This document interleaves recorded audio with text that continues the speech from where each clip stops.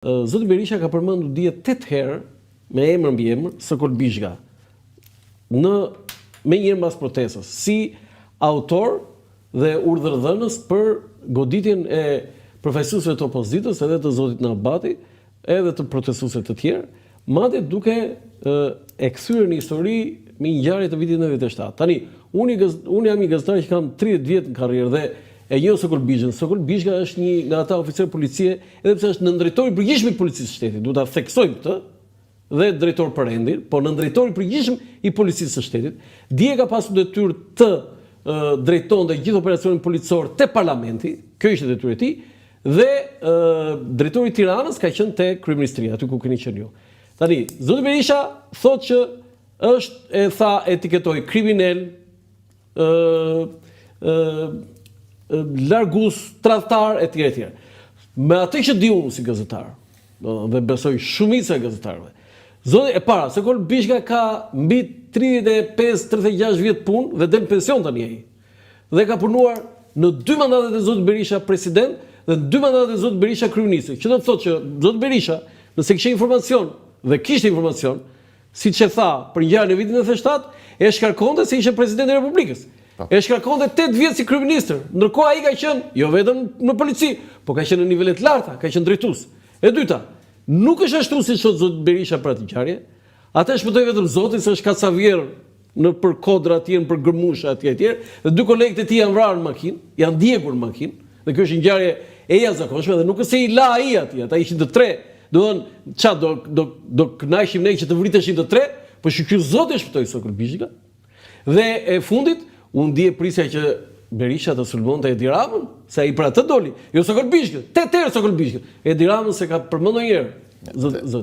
Tani, unë thash disa fakte që si e njoh unë Sokol Bishkën në pozitën e një gazetari, një njeri korrekt, asnjëherë i përfolur, as për abuzime financiare, as për abuzime me detyrë, dhe ka mbajtur detyra të larta, ka qenë drejtori i policisë Vlorës, ka qenë në drejtorinë e Tiranës, në drejtori i përgjithshëm i policisë, madje disa kohë ka qenë dhe drejtori i përgjithshëm i policisë i komanduar, nëse të kujtohet, se ka qenë deputet kur iku. Tani, çfarë po ndodh më? Si anatemohet një oficer policie që e ke pasur vartës?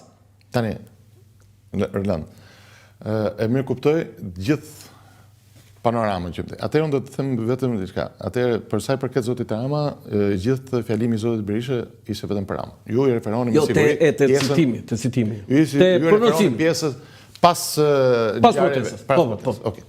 Atëherë Sokol Bishka në atë rast, siç dhe ju e thatë, ishte drejtori i rendit dhe kishte detyrën e drejtuesit të mbrojtjes së institucioneve nga protesta, apo jo. Pra ishi përfaqësuesi kryesor ligjor që kishte për detyrë. Dhe zoti Berisha e përmend zotin Sokol Bishka sepse asnjë polic, ju e dini shumë mirë, në raste të aksioneve policore, asnjë polic nuk lëviz pa urdhër të drejtuesit të drejtor, nuk është drejtor. Në rast ishte drejtues rendi për mbrojtjen e institucioneve.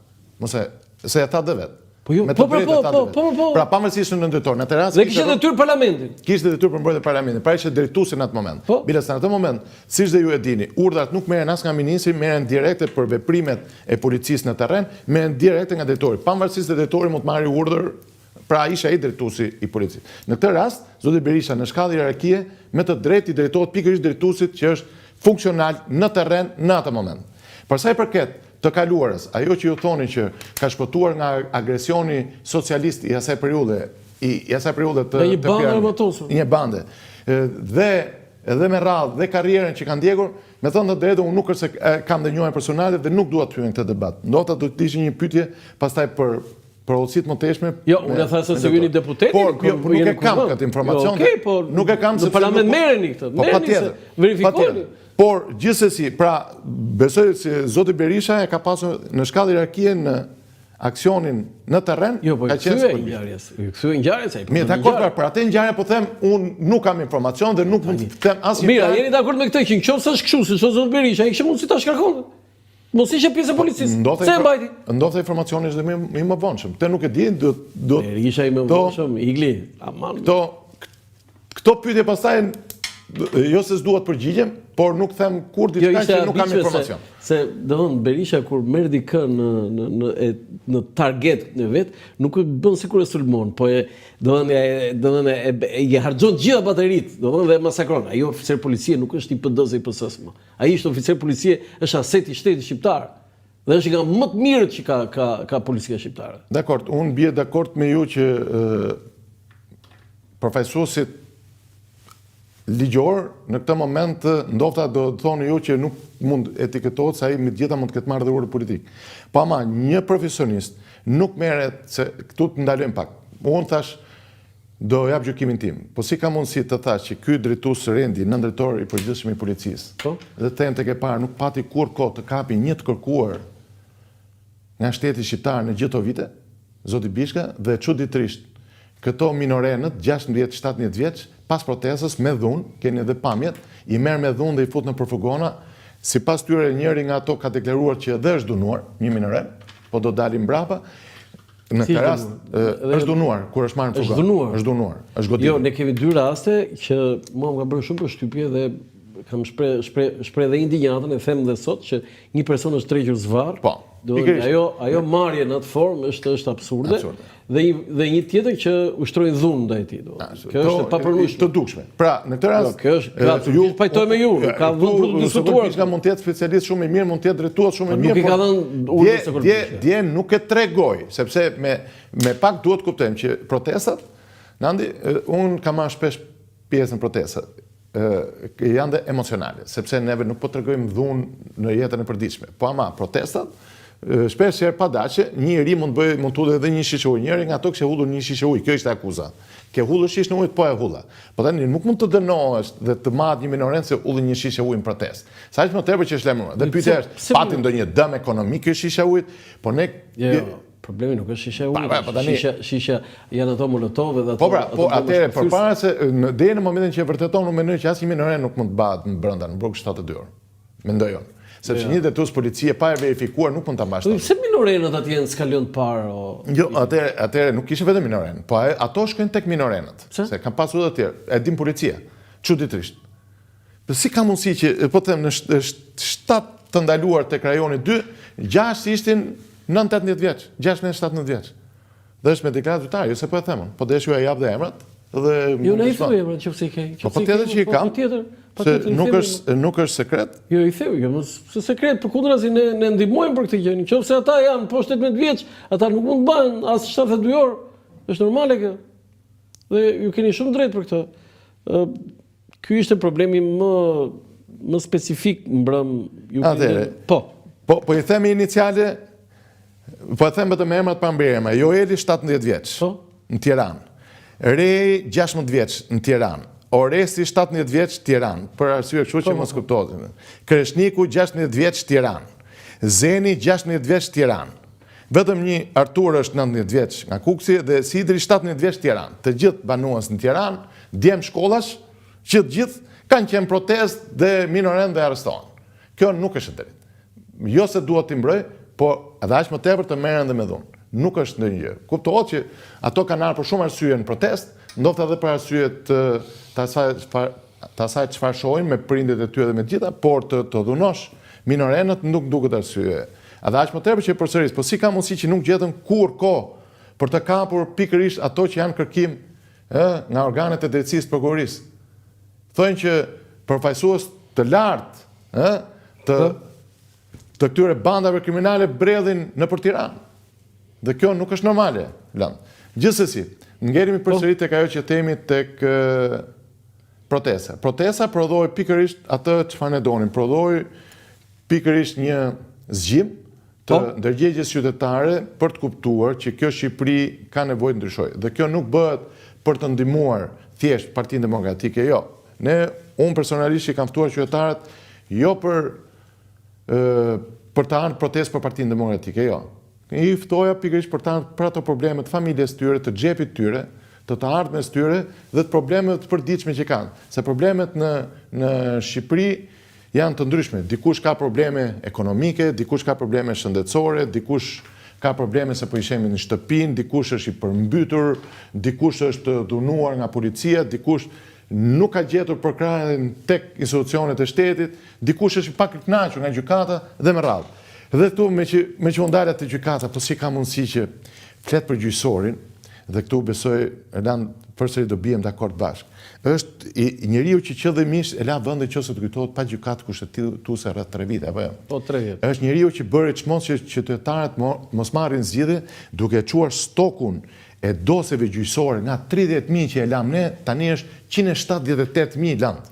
Pra është 6 herë më shumë njeriu që çoi numrin e viteve për të marrë një vendim gjyqësor nga një vit e pak që ishte dikur me statistika, tani që të marrë një vendim gjyqësor është 15 vite. Njeriu i cili gjykatën e apelit e përqendrojnë Tiranë dhe njerëzit tani për të ardhur nga Saranda apo Shkodra për të marrë një vendim gjykatës së apelit do të vinë patjetër tek një gjykatë në Tiranë. Të gjitha këto njeriu që krijoi shtet normativ pra me akte normative mbi shtetin ligjor. Njeriu që e kandandisi kushtetutën dhe po ndërhyjën dhe kërkon përsëri të ndërhyjë, nëse e dëgjuat këtë deklaratë, një gjë të tmerrshme. Po si ka mundësi ky njeriu dhe unë habitem dhe këtë nuk ta them si profesor për ti. Ore, ky njeri duhet mbaj përgjegjësi edhe për deklaratat që bën. Ore, po duhet mbaj një premtim ky njeri? Ore, po na deklaroi që nuk do kishte TVSH për mallat e sportës, TVSH 20%. Na deklaroi që do rriste pensionet, nuk i rriti kurrë. Deklaroi që do të ishim ujë se 4 orë, nuk e bëri kurrë. Do deklaroi shtet ligjor, nuk e kemi shtetin ligjor. Deklaroi që do të na lotë hemorragjin e njerëzve që ikin nga Shqipëria sot sipas instatit të tyre, jo tonin. Janë 1.1 milion shqiptarë që kanë ikur. Dhe t'i kthehen prap. Po këto janë problemet kryesore land. Tu nuk është thjesht punë politike, këtu bëhet fjalë. Do e shpëtojmë apo jo këtë vend. Dhe unë nuk po ftoj njëri që të votoj PD-n. Unë nuk po ftoj njëri që të hajdeni se ne të Partisë Demokratike do të bëjmë PD. Jo, kjo është problem tjetër. Do të votojnë këtë duan. Po që ky njeri do të ikë një orë më parë, Orland, nuk ka mundësi të vazhdojmë. Këtë drejt, po kam një pyetje lidhur me drejtësinë. June ditët me shumë drejt dhe ato janë fakte, nuk janë tuajat. Që Rama ka mbajtur qëndrim ndryshëm përpara dhe tani ka ndryshuar qëndrimet e vet. Mos ka ardhur koha zoti Cara, ju jeni një deputet me shumë përvojë tani, 35-36 vjet. Do të thonë, ju jeni nga ata që e njihni historinë të Partisë Demokratike dhe të Shqipërisë. Mos ka ardhur koha që qëndrimi i Partisë Demokratike ndaj SPAK-ut duhet ndryshojë, sepse sot çudia dhe habia është që SPAK-u është pallur armik në 2 forcat politike, edhe nga qeveria, edhe nga opozita. Ju e quani band kriminale, Rama e quan... Unë se kam qetur kur band kriminale? Zyrtarisht, Partia Demokratike e quan band kriminale? Jo, nuk kemi qëndrim zyrtar. Si? Kryetari i partisë qëndrim zyrtar është ai, nuk është qëndrim privat. Kur e thot kryetari i partisë, jo, të lutem, zoti. Dëgjoj, për probleme se edhe këtu duhet të ndalem pak. Kuptohet që ka pasur deklarata për veprimet të SPAK-ut, pa diskutim që një forcë politike nuk është dakord, mënyrën se si bëhet. Qoftë arrestimi për një vit pa prova apo mënyrën se si ka vepruar me lider të opozitës. Dhe gjithsesi janë problem drejtësisë. Personalisht shpeshherë tregohemi rezervuar për të shprehur sepse shpeshherë nuk kam dhe informacione plot, por ne flasim gjithmonë me atë çfarë na paraqitet apo. Dhe në këto momente kur shoh që nuk ka pra një precedent nuk i gjan një tjetri, nga SPAK-u këtu është e drejta e një përfaqësuesi politik të bëjë dhe deklaratën, sepse në moment që shihet që shkele pa diskutim që pa kënaqësi është normale. Pa diskutim. Por ta cilësosh SPAK-un band kriminale dhe në këto momente, mendoj unë tani, kur Partia Socialiste dhe zoti Rama po ndërmerr sulme ekstreme ndaj SPAK-ut. Dhe ai ka thënë SPAK-u është i paprekshëm, në fakt SPAK-u po preket. Tani ne kemi edhe qeveria kundër SPAK-ut, edhe opozita kundër SPAK-ut. Tani mos është momenti që opozita duhet të thotë falore, SPAK-u është monument kulture që duhet ta ruajmë të gjithë.